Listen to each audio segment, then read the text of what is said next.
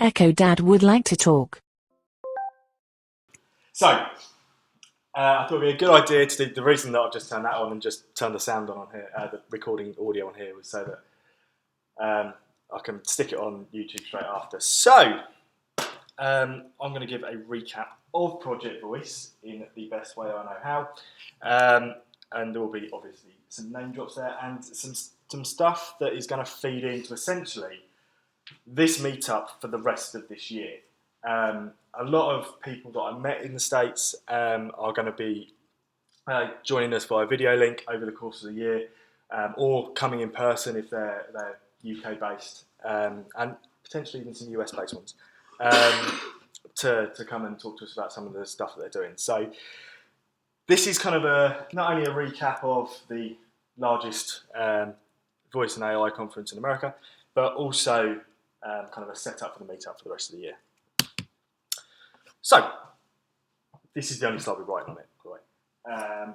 The Project Voice was over 4 days. The first day was workshops, and then they dedicated a day to each individual kind of platform, if you like. So they had an Amazon day, a Google day, and a Samsung day. And then each day had 6 tracks with various breakouts, workshops, and they covered all sorts of things, from marketing, healthcare, storytelling, education, gaming, money, retail, and then there were some special sessions that were slightly longer, and special sessions that kind of didn't fit any of those categories specifically, but were really useful for the voice community to know about. And what was really a really unique thing about this conference was the sessions were all 30 minutes, and that had pluses and minuses. So the fact that they were 30 minutes meant that everything was done really concisely. But it did mean that sometimes there wasn't always enough time for questions, which was a little bit irritating in some of the really good talks. Having said that, there was one particular talk that I was in where 30 minutes was just long enough, and I could have done with being 20 minutes. It was just too long. So if the content wasn't really right, 30 minutes actually worked because it meant you knew you'd be out pretty soon. So we arrived in Chattanooga. It is the home of the world's fastest internet. Not that you'd know it where we were. Turns out when you sit 3,000 people on a convention centre Wi-Fi with the place with the world's fastest internet, it's not the world's fastest internet anymore. It became a bit of a running joke as as the conference went on, about people trying to play YouTube videos and stuff that just were not working. So although it in the hotel rooms, it worked brilliantly, but when you went out to the actual convention centre, it was atrocious. In fact, where we were staying, which is actually on the next slide, so we were staying in the Marriott Hotel, which is literally over the road from the convention centre. There was a walkway across the top, just kind of left of that picture, and to be able to ring my family at home to do video calls with my family, I literally just had to walk halfway across the walkway to get on the hotel Wi-Fi instead of the convention centre Wi-Fi to actually get the video call to work. It was that bad in there. But day one was the workshops. This is the convention centre. It's based on railway stuff. Chattanooga's a lovely, lovely city. It's a unique city. It's not like any city I've ever been to before. The architecture is just it's just a bit of everything. But it was really interesting. A really interesting place to go. We jumped in, we registered, and we went into our first session. So for those of you who don't know, this is Kane Sims. He runs the VUX World podcast. If you haven't, and you're interested in voice, I would say listen to the VUX World podcast. He is a character that I can't even describe how passionate he is about voice. He has some really great insights, some really great ideas, and he gets some amazing guests on. So Kane talked to us about best practice in VUX design. He talked about a lot of things that we've talked about before, and this is mainly to kind of point to his podcast, because his podcast can really help enlighten you in the world of voice. And this is the first person that I have confirmed for later on in the year. This is Mark Tucker. He has created something called Speech Markdown. So those of you that have been coming for a while will know that I've done a talk before on SSML. What Mark has done is is created something that takes SSML and allows you to use it in almost any circumstance. So for those of you that aren't familiar, SSML is speech synthesis markup language, and it allows you to make your voice assistant sound as it should, as you'd expect it to sound. The problem is there's differences between different platforms, and it's a Markdown language. It sometimes scares people away. What Speech Markdown does, I'm still Mark's son a little bit here when he does his talk in August, but what Speech Markdown does is it allows people to put things in place that so anyone can use it. So someone that's writing articles could use it. I created showed us a couple of links, and I just want to share them with you now. So the first one is not his. This is ssml.guru, and this is a really quick and easy way to see what's available with what platform. And for me, what I find is really, really useful is the fact, so when we're using voices in our skills, sometimes we like to utilise Amazon Polly, but some of the SSML tags are not available for Amazon Polly, as they are for Alexa. And this shows you exactly what's available for Polly and what's available for Alexa, as well as including Google Assistant, Cortana, and I'm sure over time that will include Samsung Bixby as well. So you can see things there like the voice tag, which allows different voices, is a specific Alexa tag. Simply the emphasis works on Alexa and Assistant, but doesn't work on Polly. So it's quite a useful website to go and look at if you are starting to write some SSML tags. The other website that he showed us was Speech Markdown. So this is what it is. It takes what's at the bottom here. So the bottom here is SSML, and it can shorten stuff to make it more readable, to make it more accessible for people that are writing articles that need to be transferred into voice. So you kind of do your markdown in here, and then it will translate it into SSML. So if I copied that, it would transfer it straight away to SSML. The reason I wanted to show you this today as something that was particularly interesting is if you are cross-platform, there are certain things like Whisper, which is an Amazon-only SSML tag. So if you were to put the Whisper tag into a piece of SSML for Alexa, it would come up with the Amazon.effect name Whisper. If you were then to use that in Google, it just wouldn't work, and there's a risk it might fall over. What Mark has done very cleverly here is he's tried to mimic that tag. So he's used a prosody rate of soft, extra soft with the rate of slow to kind of make it sound. It's not quite a whisper, but it sounds as close to a whisper as you're going to get with what you can use with Google. So it's a really interesting way of marking down text, and something which I'm really excited to get him along to get him on a video call to talk to us about in a little more detail later on in the year. And that was day one.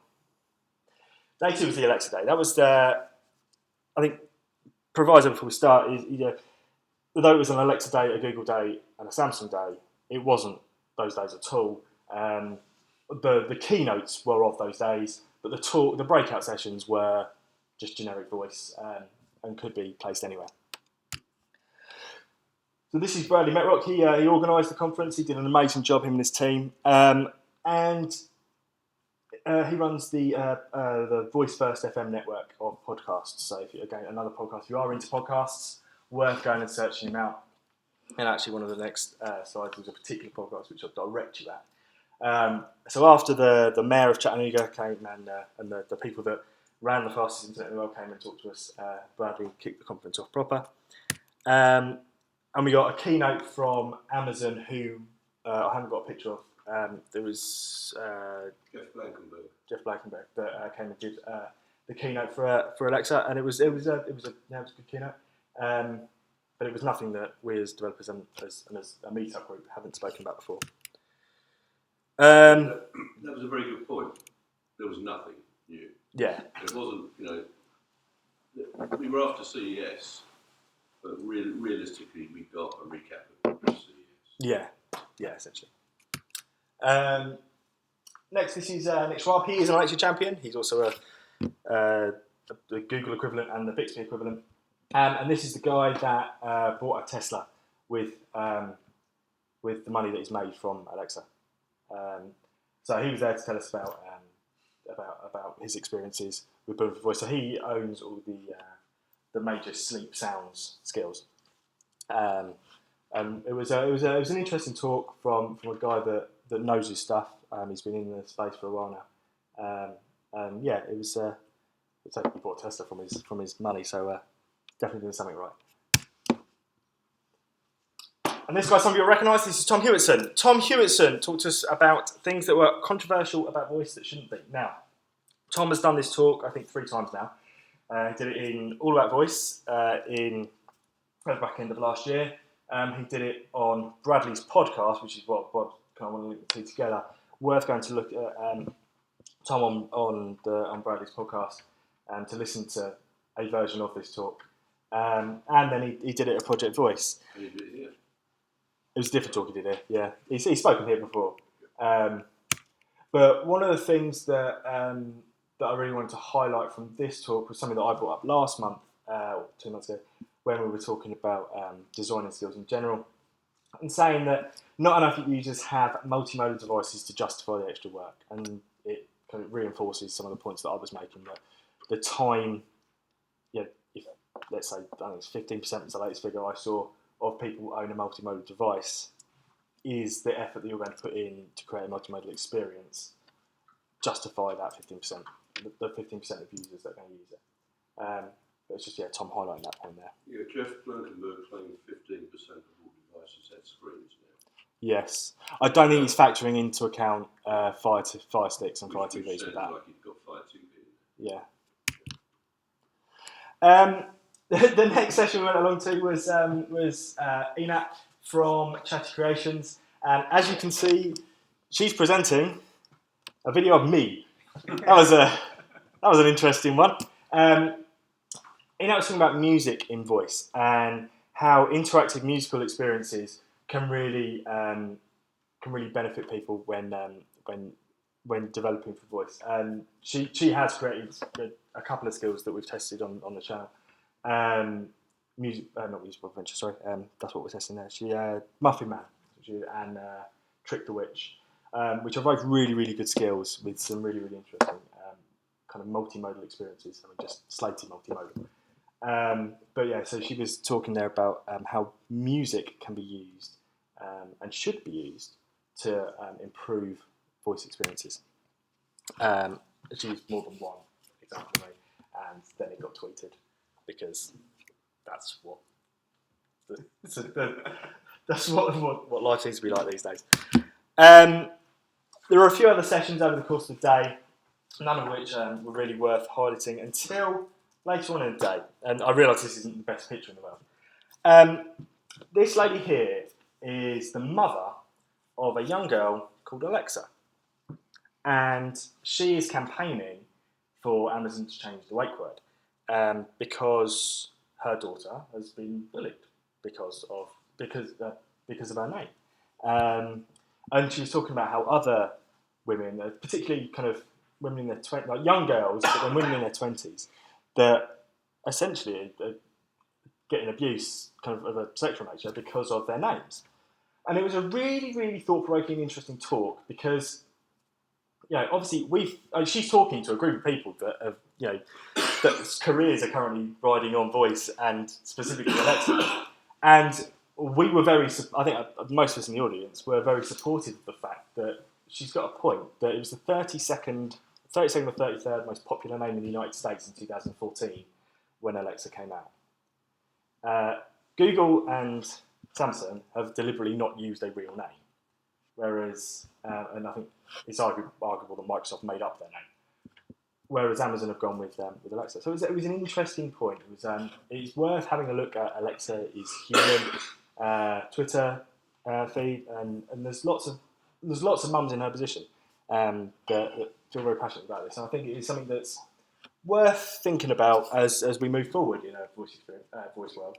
I think it's kind of highlighted as well by the Super Bowl commercial that Amazon brought out where it was just showing Alexa and the kind of names that sounded like Alexa as servants, and what that kind of does societally. So it was just a really interesting thought-provoking talk.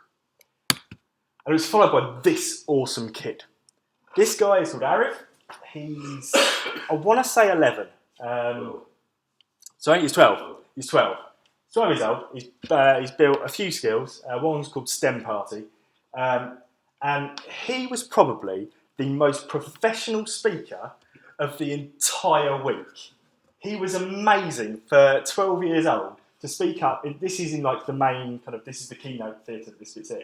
He's sitting in a room with hundreds of people in it, and talking very, very professionally about his skills and his experiences. He's on Twitter under Awesome Aariv. He's definitely worth a follow. And yeah, check out his skills. STEM Party is one that we're going to test on the channel soon. It's around maths and science. And he's just an amazing individual that deserves a follow and deserves a mention because he was probably the most professional speaker we saw all week. And the final thing of this first day was Dr. Terry Fisher. Dr. Terry Fisher has a flash briefing called Voice in Canada. And it's a successful flash briefing. It's a very good flash briefing. He also has a podcast, which is a really good podcast and well worth a listen to. What he's done, though, which is really interesting, I think a first for its kind, was created a crack the code for his flash briefing. So essentially every day, for those of you that don't know, a flash briefing is an experience with Alexa that when you say, what's new or what's in the news, it will give you a 2-3 minute piece of audio to explain what's what. So with Daily Dilemma, we have a flash briefing that tells you the dilemma, then tells you to go and open the skill. He had a flash briefing which every day gave you a new clue, and then at the end of the week, in his podcast, he told you where to go for to input all the clues to be entered into a prize draw. And it's a really interesting concept because it's the first time that flash briefings have been interactive in any way, shape or form. And I think it opens a lot of doors for ways that flash briefings can be used in the future. And it was a very interesting kind of experiment. So definitely think worth listening to Dr. Fisher's podcasts and his flash briefing. And he also used the skill there, the crack code. He created a skill for it as well. So it kind of had flash briefing, skill, and podcast all kind of mingled into one, and a website. So yeah, it was a really interesting experiment. No trips complete without food. We recommended this by several people. This is Edley's Barbecue. We had to go talk quite a way. We had to walk south of the river to find this place. But it was good food. It was good barbecue. So day 3 was the Google Assistant Day. This is the person that literally wrote the book on how to make voice experiences. This is Kathy Pearl, and that is her as a child programming her Commodore 64. Kathy works for Google now and gave a very interesting kind of insight into what Google are doing. What was interesting was afterwards they talked about the Dr. Spit and Live Transcribe from Google, which I managed to actually get on the Wi-Fi at this point and download Live Transcribe. And what's really interesting about that is it's real-time text-to-speech, but it also includes things like if it hears coughing, it will note that there is coughing and things like that. It's a really interesting take on a real-time text-to-speech engine that you can see working in front of you. So worth a look if you are interested. Next up was the breakout sessions, and these are the Westwaters. This is Scott and Susan Westwater. They are from Pragmatic Digital, and they're, I think, quite rightly saying that this is the year of voice. This is the year that voice is going to really take over. There's a couple of things that are really particularly interesting about this talk. One was they essentially backed up everything that Bob and I have experienced over the last sort of 4 months. The second two were the voice strategy book that they've written, which I have a copy of. It's well worth a read. So they've written a book on voice strategy, which I think a lot of businesses are going to start to have a look at. But they also announced VoiceMasters. So in conjunction with VUX Labs, with whose CEO is James Poulter, who we've got coming along in our August meetup as well. They have created this course called Voice Masters, where aimed at marketeers and people who know they need to be in voice and understand a bit more about voice as an environment. We're going to get the West Waters on a video link at some point to talk to everyone about the course and about voice strategy in general, because the way that they're approaching it is a really interesting way and really quite exciting. And here we have a new Alexa champion, Julie. So Julie and Rebecca, and sat behind me was Amy, are three people that are doing amazing things with voice in education. I was talking to someone outside earlier about education, voice in education, and the way that it's been I'm using the word accepted is probably not the right word, but it's been integrated in America much quicker than it's been integrated over here. Julie and Rebecca gave a really interesting kind of panel discussion on what they were doing with voice in education. Julie runs or hosts the Voice in Education podcast, which I think I was on in December, but is again worth a listen if you are interested in education, how voice can be utilised in those environments. She's got some really, really cool insights into how that's all working. And following the Alexa for EDU hashtag on Twitter as well is another really cool hashtag that Rebecca set up. Voice in ethics. So this was another one. So there's a new community developing now on ethics around voice because the big kind of 3, 4, 5 companies that have created the biggest voice assistants aren't kind of talking to each other about what best practices and what should be right. So it's kind of come to a point where it's a bit down to the community to kind of come up with some guidelines and some ideas. So there is a Slack channel which is worth taking a look at, and there's some interesting discussions going on there about ethics in voice and what we should and shouldn't be doing. And there was a panel discussion later on in the day as well about this with some interesting points raised. But it's definitely worth going and having a look at that. That is a terrible photograph of Brian Roemmele, the guy that coined the term voice first. And he talked to us about kind of where he thought voice was going. It was quite an interesting talk. But he's someone else that's worth following on Twitter if you're interested in this. And the last real session that I went to this particular day was this one from Jeremy, who talked about kid skills. And those who came last a couple of months ago, I also did a talk on kid skills. We disagreed on some points, but there was also a lot of consistency. So I don't agree with necessarily dumbing down the speech for kids or and talking to them as adults as well. But Jeremy thought that might be a better way of designing. We're all entitled to our own opinions, so I respect him for that. But we did agree on a lot of things. So yeah, it was a really cool talk.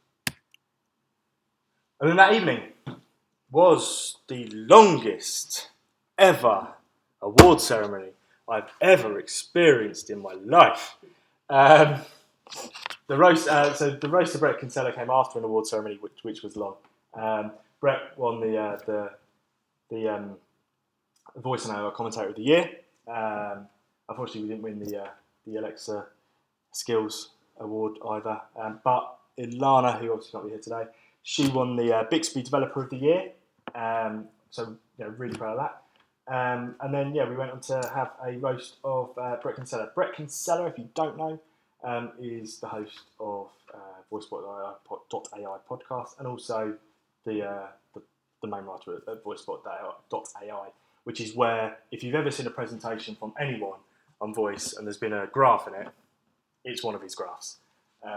He's the kind of the king of graphs and the king of the data around voice in general. So that was quite entertaining. And then Google put on free drinks for us all afterwards. So this is Rob from Vocala playing Jenga. We'd had a few by then. And then so what Google essentially did the night before was sabotage Bixby's day, because we all woke up in the morning a little bit worse for wear. But some of us made it down for the keynote, not everyone.